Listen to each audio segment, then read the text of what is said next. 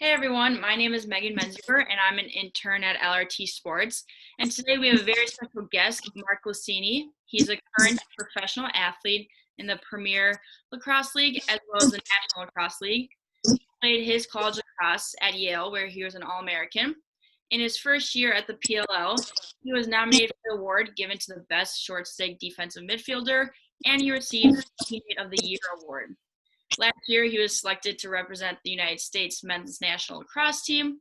And now, along with playing professional lacrosse, he is a certified fitness trainer, nutritionist, and mental performance coach. He runs his own business called Mark Glicini Peak Performance. So thank you, Mark, for being here. And we're going to touch on a few topics of mental and physical training. And I think your words and advice will go a long way in helping younger athletes. Megan, I'm super stoked to be here. Thanks for having me on.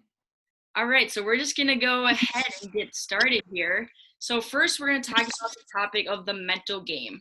So can you talk about, in your expertise, your opinion, everything, what is the mental game and why is it so important?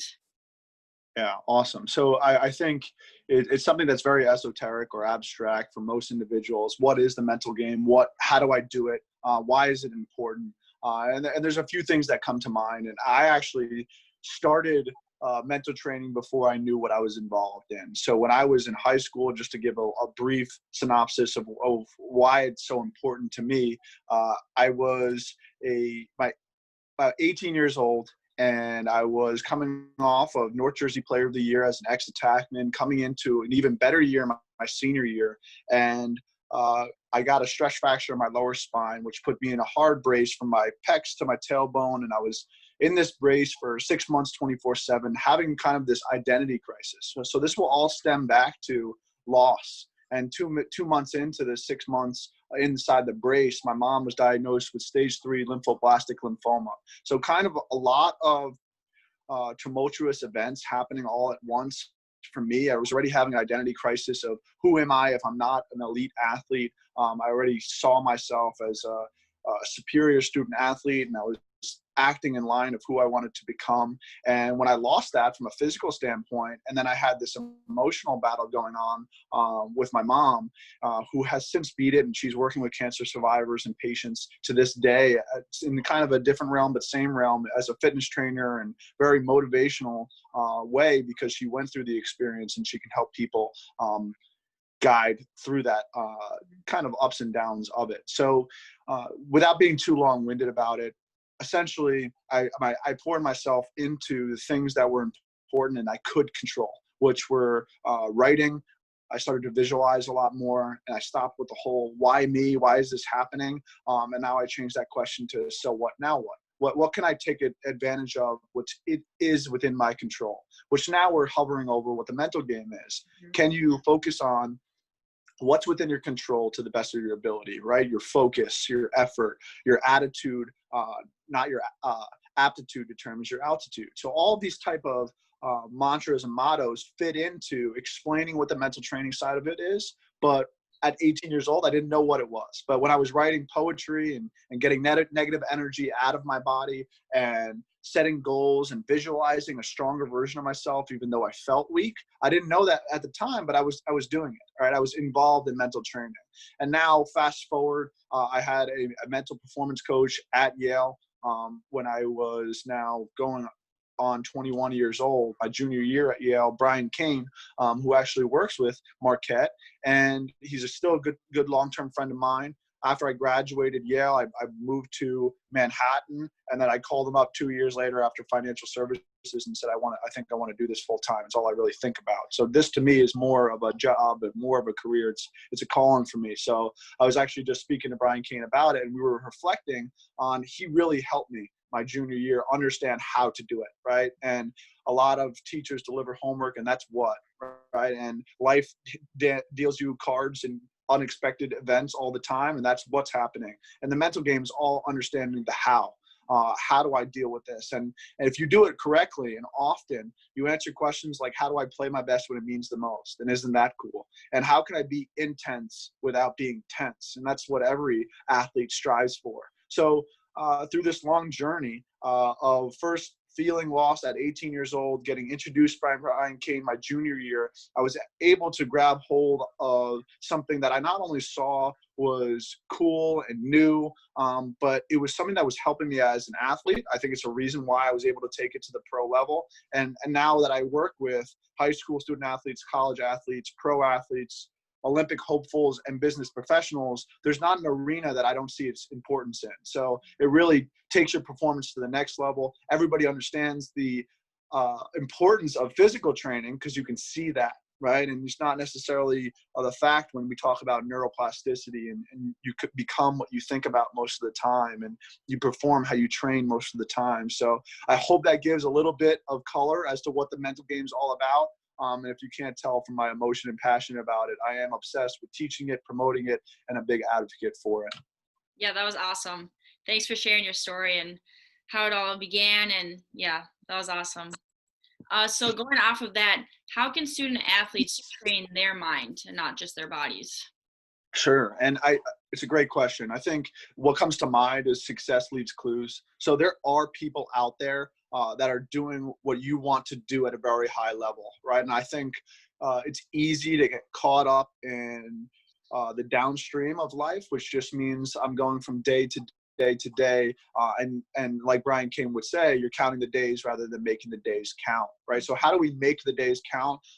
It's being intentional, because if you have your intention in line, that will set your attention, which will set your decision making, and then your overall behavior, right? So how do we change our behavior? First and foremost, set our intention, right? To whether that's intentional with our relationships, having a connection, me being present with you right now, Megan, and having this conversation, that takes intention, which is driving our attention and being engaged with each other. And then the decisions will follow. And if you can do this, you go from, and I won't go too in depth about it, but you go from the third stage of learning, which is conscious competence in thinking and then acting, knowing what to do, but then it takes a couple of seconds of thought, and then you act upon it, to unconscious competence, which is every elite athlete does that, right? Does LeBron James think about how to shoot before he shoots? No. Does Tiger Woods do that? Does Rafael Nadal do that? Does Simone Biles do that in gymnastics? No, they don't. It just happens, right? I'm wearing a Nike. They just do it, right? And that's probably the number one word in applied psychology, is that word just, right? Because it just happens. You don't think about it and then do it. And at the elite level, if you're thinking and then acting, you're a step behind and the game is too fast, whatever that might be. So how can the athlete train their mind? Well, the answer is first be a hunter and gatherer of information rather than affirmation. And being caught up in an affirmation wheel means that you're following the biases that you were ready to believe to be true, rather than searching for information to check out your dogma or your perceived notion of what the truth is, so that you can now have this harmonious kind of thought life about, okay, no, this is, if I stayed here, I probably would plateau. If I tried this, or I started working on that, then I can take my game or my craft or my endeavor to another level, right? So the simple answer there is find out who's doing the things that you want to do from a passion standpoint, from your mission standpoint, because everybody's different, right? Don't live this cookie cutter version of somebody else's life. Listen to your heart and your gut and your soul on what you want to do. And then once you understand that, because that's you, that's personal, there is somebody out there that's doing it at a very high level. Life is a strategy game. It's not a talent game. And once you understand that and grab hold of that training, then you follow in line. And like I like to say is you emulate until you can innovate, right? So you just copy the strategies of a peak performer. And then if you put in enough hours and you train at it and you work at it and you, right, knowledge minus action equals nothing, right? But knowledge plus action equals everything. So it's not just enough to know the strategy. You got to do it on a consistent basis, develop that momentum, just as you would go into a weight room or a gym, and then you can implement them into your life and find this kind of elevation, which will require isolation, but it definitely requires knowing the knowledge and then doing a lot every day to chase it down.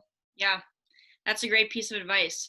So in your opinion, like how often should you train the mind compared to your body? And then in reality, what do you see that actually happening for student athletes? Awesome. First of all, it's every day, right?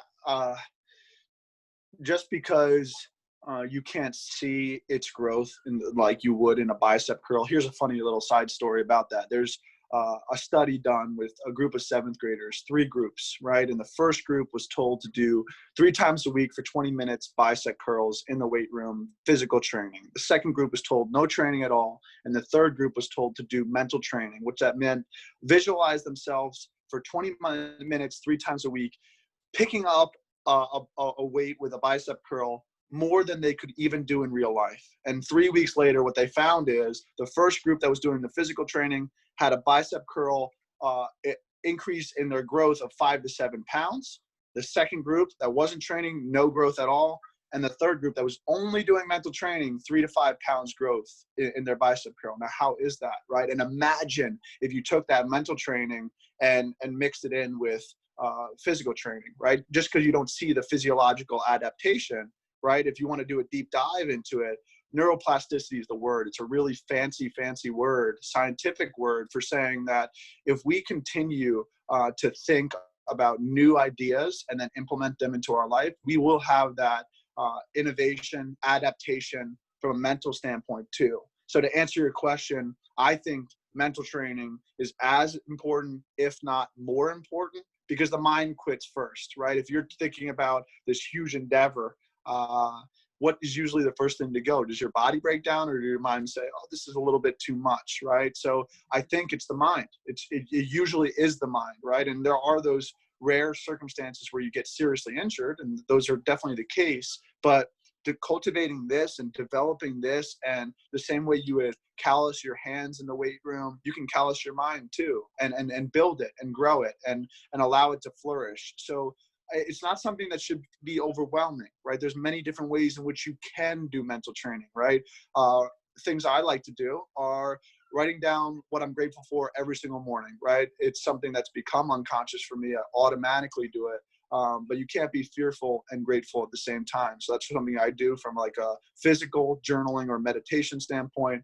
A lot is podcasts, movies, books, whatever you are. If you're a kinesthetic learner versus a physical and visual learner versus an auditory learner, right? There's different things, different strokes for different folks. However, there are many different things that you can get caught up into, right? And I don't want to put too much out there other than the fact that if you can cultivate mental training, understand what it is, and then get better and better at it, what you'll see is there's an alignment between your mindset and then your health set, your heart set and your emotions, and then your soul set and your pride and ego. And it's really a cool thing. And that's why I've gotten so involved in it, is because I've understood that if you really want to reach peak performance, high performance, or optimal performance, it takes everything. That holistic approach of understanding that my diet, my sleep, my hydration, my relationships, all these things filter in to who you are. Mm-hmm.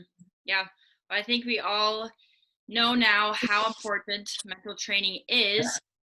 But now to talk a little bit about the physical strength and conditioning part, can you talk a little bit about listening to one's body, as well as how athletes ensure that they have trainers that know what they're talking about? Yeah, this is critical. Like I'm saying right now that life's a strategy game, and you can be trained to do anything, right? You were trained to tie your shoes, right? You were trained the alphabet. You don't have a good or bad memory. You have a trained or untrained memory. And there's many different techniques to prove that, and studies that prove that. So once you get out of that fixed mindset, like Dr. Carol Dweck will say, like, once you understand that you can do that from a growth mindset, and then you can learn and all that, it's important who you do listen to, right? So who are you allowing to change your energy, right?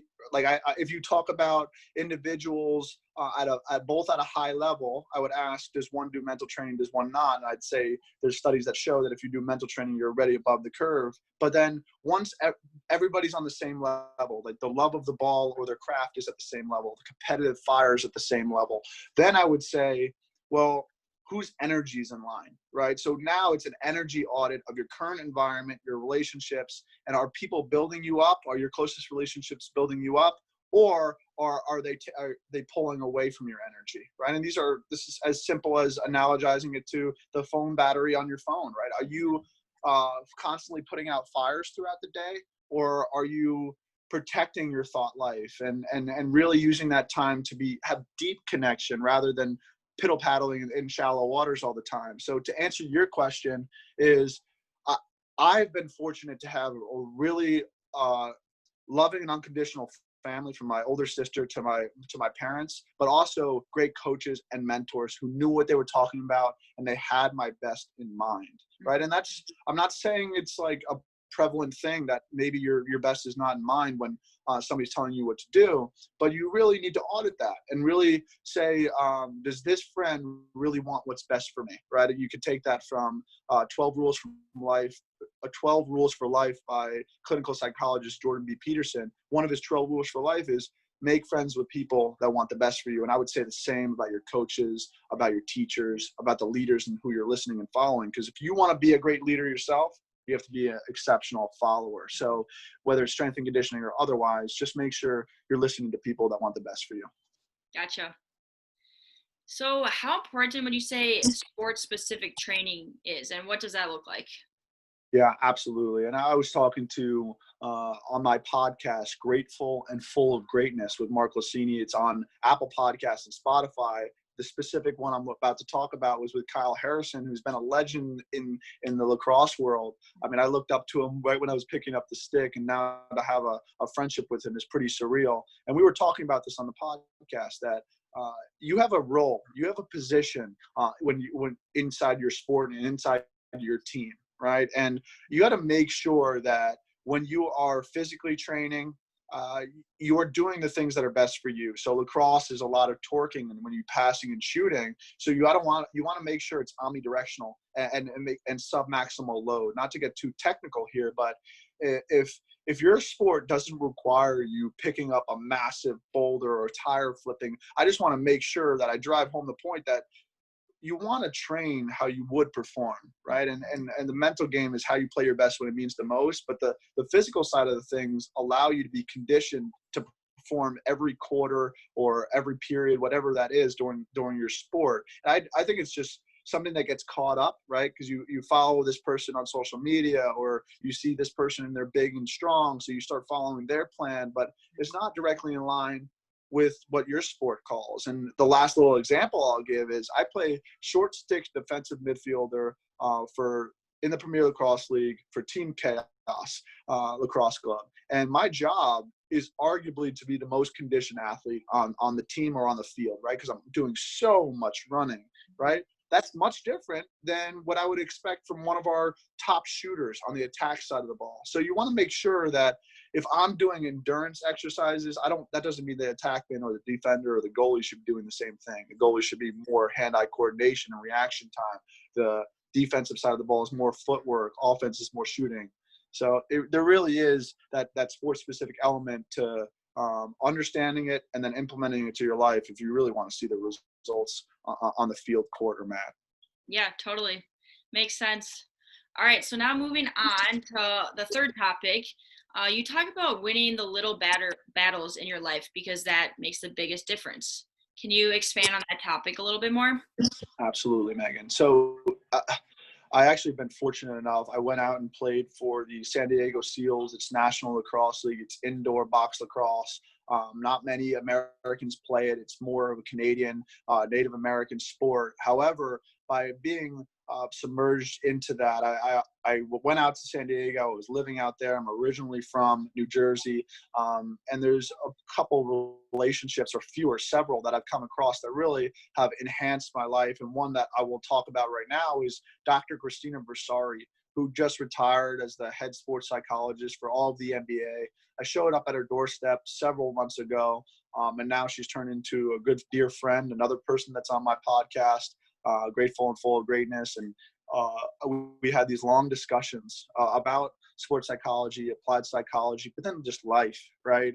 And something that she really has driven home and shedded light on to me was the importance of your relationships and understanding that if you want to play your best on the field, it's not something that you can take this negative relationship or something that's going on outside and compartmentalize and say, okay, well, I'll deal with that later. Mm-hmm. Right? It's very important to win those type of battles, right? I use battles, but it's really just searching for those little victories and making sure that your closest relationships, it's wind in the sails rather than anchors in the ground, right? Because if you have that wind in your sails, and like she likes to talk about, she's worked with some Olympic gold athletes, and when they talk to her and she says, what was going on in your life, they don't necessarily talk about their physical training. They just say, a couple of them have said, I just fell in love.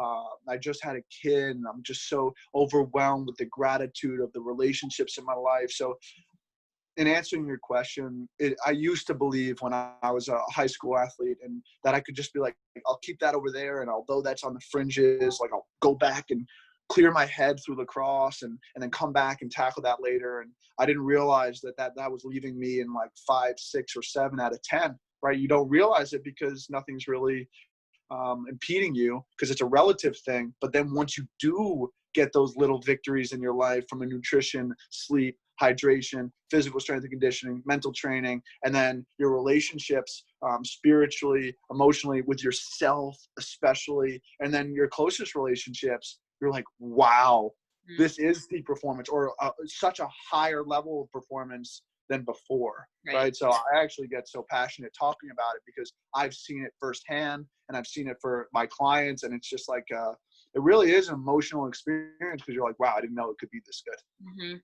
And yeah, I've even heard a lot, like, leave whatever is going on in your life outside. When you step on a lacrosse field, just worry about lacrosse. But just to clarify, you do think kind of your outside life will affect you negatively or positively on the lacrosse field? Absolutely. Not even just a little bit. I think a lot of it, right? I talk about, and I've kind of went off this. I learned this from a mastery session podcast from Robin Sharma, and he talks about that there's not just one set in your life, not just the mindset part of your life, which is like, yeah, positive thinking and wanting to do what's best, but your health set has to be in order, right? So there's some endeavors you can't take on if you're totally overweight, or you're constantly sick, or you have an illness or disease, right? That's the second bucket. So mindset, health set. Now we're going to go into heart set, your emotional relationships, right? How much attention, right? Intention and attention are you giving that, right? Especially the closest ones, right? The easiest way to enhance your life is to change your inner circle, right? And I talked about before, like energy audit.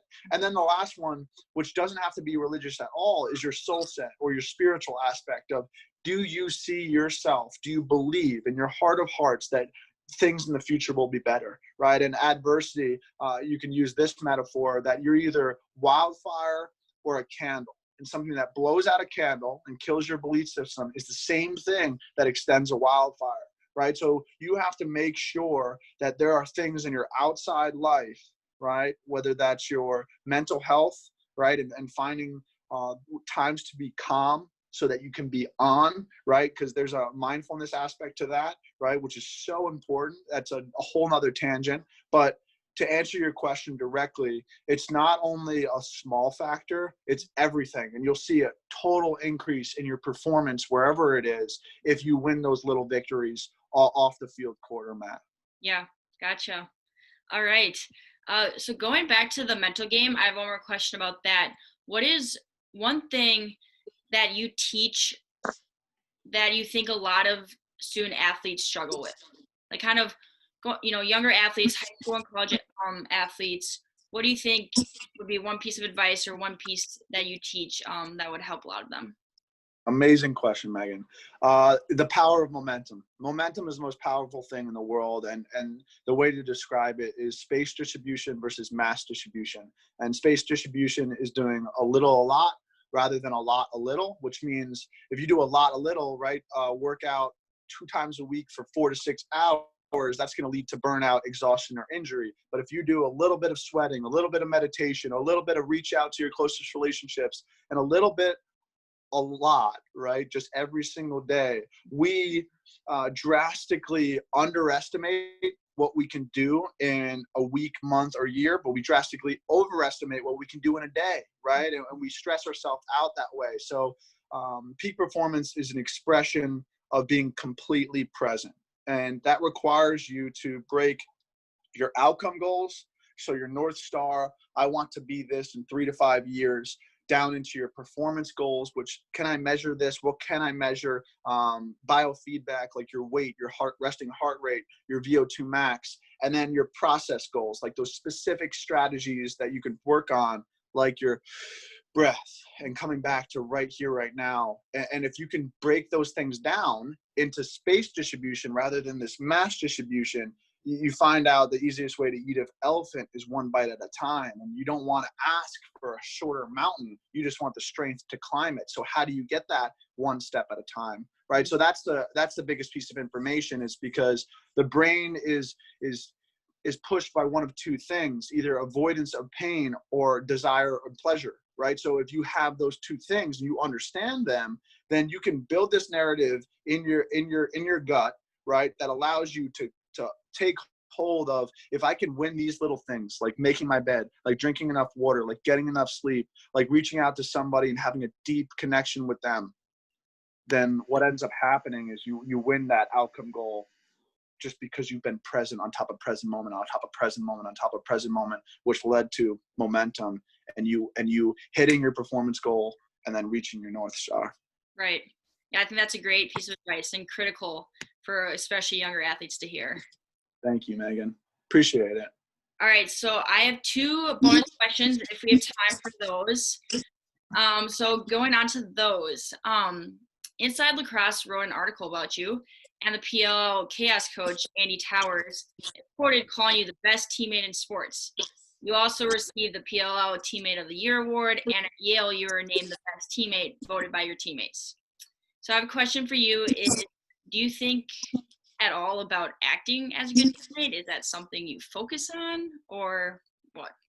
Great question. I've been asked this a lot, and thank you for bringing it up. It's obviously a great honor to get those things, and something that drives me every day in terms of applied psychology is the probability of the outcome we want increases when we let go of the need to have it. So it's this idea that we shouldn't be careless, but we should care less about the overall eyes on the prize and the outcome, like I was just talking about. So in regards to being a good teammate, and I said it earlier, if you want to be a leader, right? Like now that I have a leadership role on Chaos, I was elected captain by my teammates and all those character awards. If you want to be seen as a leader, you got to be a great follower and extremely empathetic, and who you are all the time, authenticity as well. So I go out of my way to make sure that when I ask somebody, it's not wanting something from them. I have extremely energizing sense of being empathetic and saying how are you doing on a deep level, and it's not to win an award, right? It's just to actually see how they're doing and have this interdependence, because if I can work on myself, I can also be better for you, and we can have this kind of mutual symbiotic relationship. So in answering your question in short, that can't be your overall goal. You need to focus on the process goals of being more empathetic, and then be yourself, right? Everybody has that authenticity, and don't be anybody else. You want to be a great teammate, be an exceptional follower, ask a lot of questions. The 3 most important words you can say to another individual are not "I love you," but "tell me more," right? Because it means you're listening. So I do that to my best of my ability. Awesome. That was great to hear. And okay, so one more question about being a good teammate. You wrote an article about how often you get asked if you are crazy because you are known for throwing your body in front of 100-mile-per-hour shots in order to save it from being a goal. So, are you crazy? I don't know how to answer that. All I know is if you read that article, am I really crazy? I mean, I really worked long and hard on it just to put my emotions, feelings, and thoughts down on paper. And really what it comes down to is you have to make snap judgments in sport at a high level. You have to do that in life too, right? There's going to be times where things don't go the way you want to, and you got to react quick, right? And the only way to react quickly and the right way is to train the right way and be preparing the right way. So this all circles back to the mental game. I watch so much film. I am dedicated to my craft. I'm devoted to doing things for my closest relationships and those who believe in me. I think Abraham Lincoln once said, and I love this quote, I had a friend that believed in me and I didn't have the heart to let him down. Right. So I really love that idea and the fact that I don't know if I'm crazy. You know, it's not about the what to me. It's about who I am, why I do something, and then how I do it, which is the mental game. So I jump in front of shots because I believe it's really, really important to be committed to something that's so greater than yourself, and you'll see an increase in your performance, that soul set side of thing, which is the final stage. And you can't get there until your mental skills are in order, your relationships are in order, but then you start to realize that there is an existential or this spiritual aspect to sport, of having a humble heart and knowing that you put so much time and commitment into something that there's no other way to do it. You sell out and whatever happens and the pain of discipline is definitely more powerful than that of regret. Yeah. Well, it is clear that you're an awesome teammate, leader, athlete, and all the above. So I really think that your advice, your wisdom, and everything that you teach about the mental game especially can be super beneficial to everyone who's listening, college, high school athletes. So thank you so much for your time today. Yeah, awesome. And I would say LRT Sports is lucky to have you. Thank you for taking the initiative to reach out, and I appreciate the conversation. Great. Thank you so much. All right.